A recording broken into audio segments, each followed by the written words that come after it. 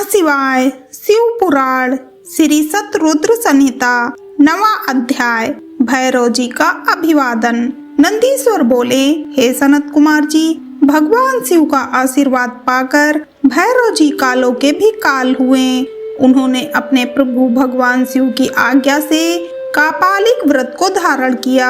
काल भैरव हाथ में कपाल लेकर काशी नगरी की ओर चल दिए, परंतु ब्रह्म हत्या नामक कन्या उनके पीछे लग गई। एक दिन जब काल भैरव कापालिक वेश धारण करके भगवान नारायण के स्थान पर गए, तब त्रिनेत्रधारी भगवान शिव के रूप को आता हुआ देखकर सब देवताओं व ऋषि मुनियों ने हाथ जोड़कर उन्हें प्रणाम किया और उनकी स्तुति करने लगे। भगवान विष्णु ने अपनी प्रिया देवी लक्ष्मी से कहा, हे देवी, आज हम दोनों धन्य हो गए जो हमने भगवान शिव के काल भैरव रूप का दर्शन किया। इन्हीं ने इस पृथ्वी को धारण कर रखा है।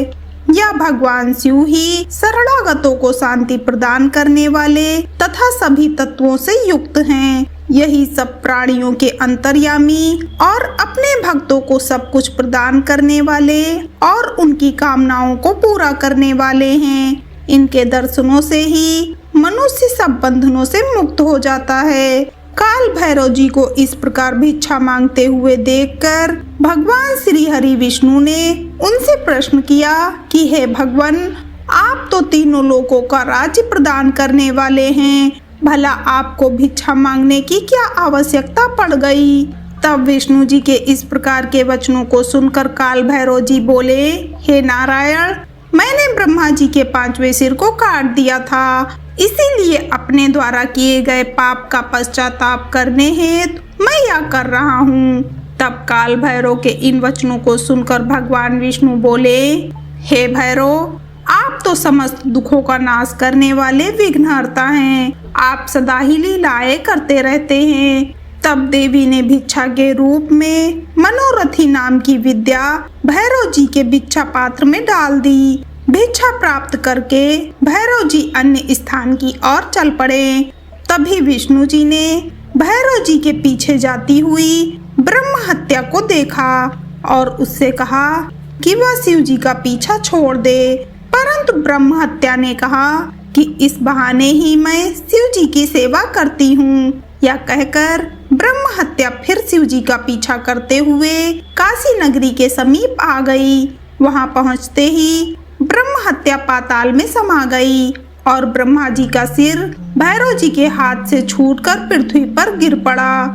जिस स्थान पर काल भैरव जी के हाथ से ब्रह्मा जी का 5वां सिर गिरा था, वह स्थान कपाल मोचन तीर्थ के रूप में प्रसिद्ध हो गया। जब तक भैरव जी पूरी पृथ्वी का भ्रमण करके काशी नहीं पहुँचे, उनके हाथ में ब्रह्मा जी का सिर चिपका रहा और काशी पहुँचते ही वह छूट गया।